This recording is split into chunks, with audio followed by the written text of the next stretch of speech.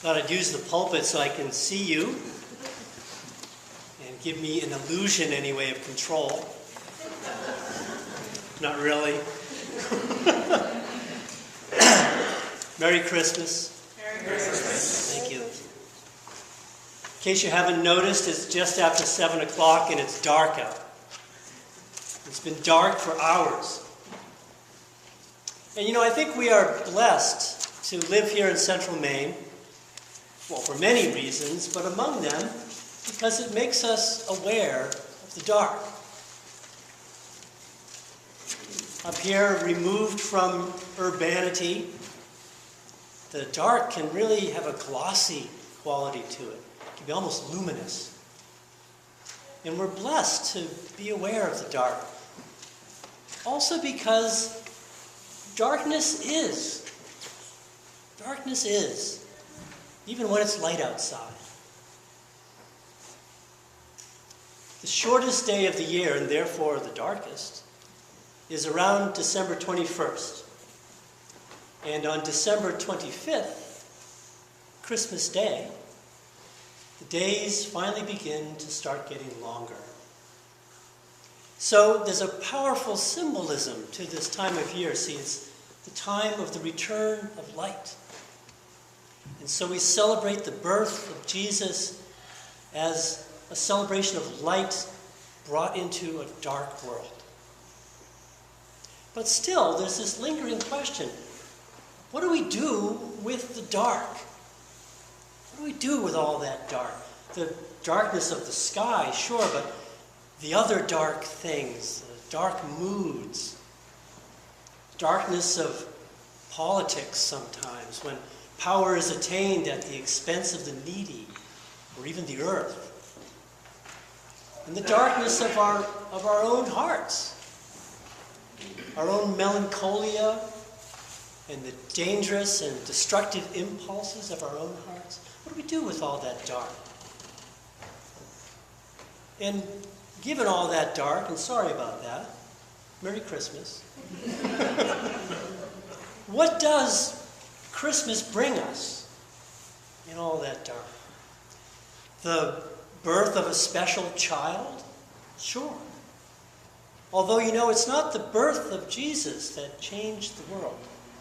It's not his birth that changed the world. And, by the way, spoiler alert, tomorrow is probably not Jesus' birthday. Well, there's a 1 in 365 and a quarter chance. It's probably not so. What does Christmas bring us? A glut of commercial opportunity. Sure, there's that. A cult of commercialism. But maybe what Christmas really brings us is, as my friend Mike suggests, Christmas brings us hope. A hope for some light. Some light in the darkness. That's nice. Those who sat in great darkness, on them light has shined. Now, is hope an adversary to the dark?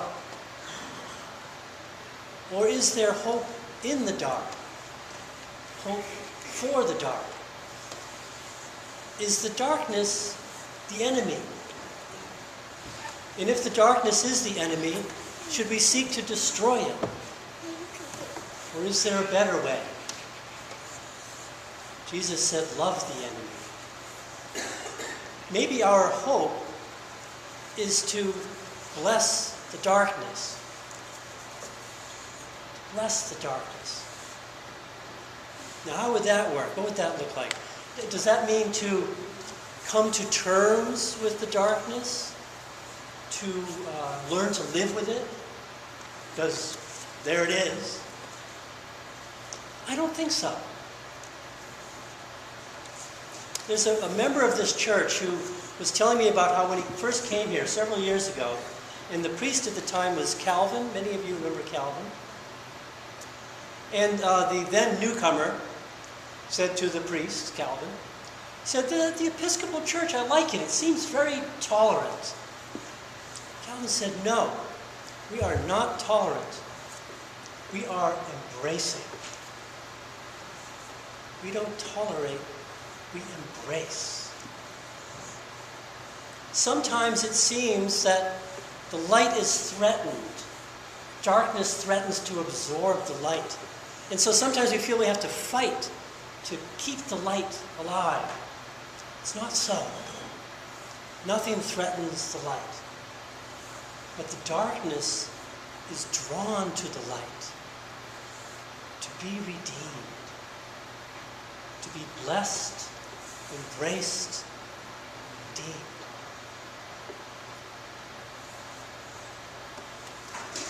Famous Jewish mystic Baal Shem Tov,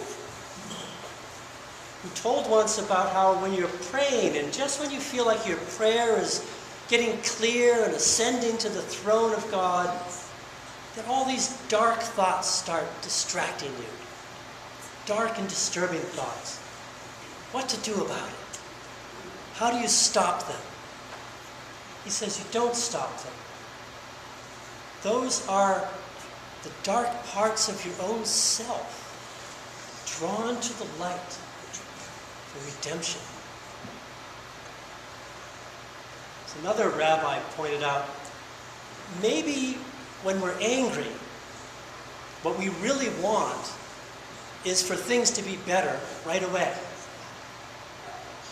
And maybe when we lust, what we really want is to love and be loved. And maybe when we hoard material possessions, what we really want is to live life fully. And maybe even when we tolerate war, it's because we really think it could save lives. We're not saying indulge these darker thoughts or impulses, let them run their course.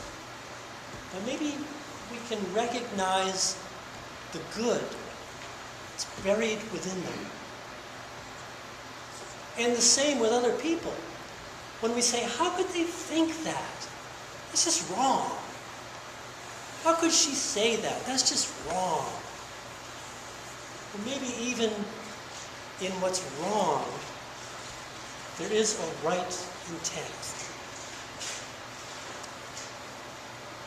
Jesus came as a redeemer.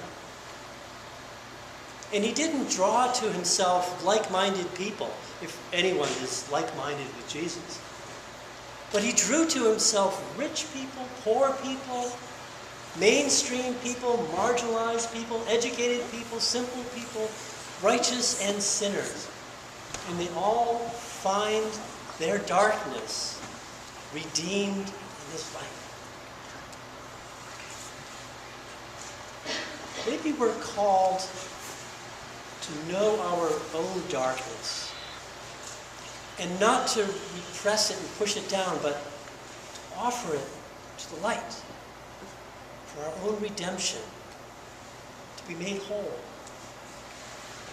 And maybe we're called to know our own light,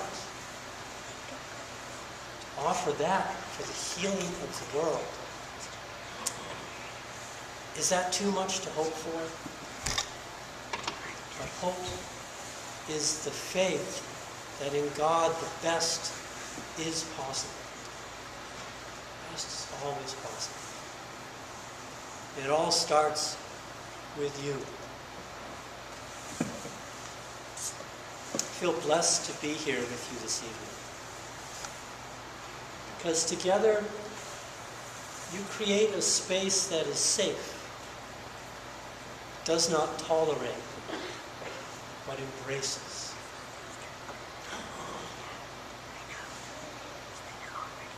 Bless the light within you. Trust it with all your heart. Glory to God in the highest, and on earth, peace, goodwill. Merry Christmas. Merry Christmas. Amen. Merry Christmas.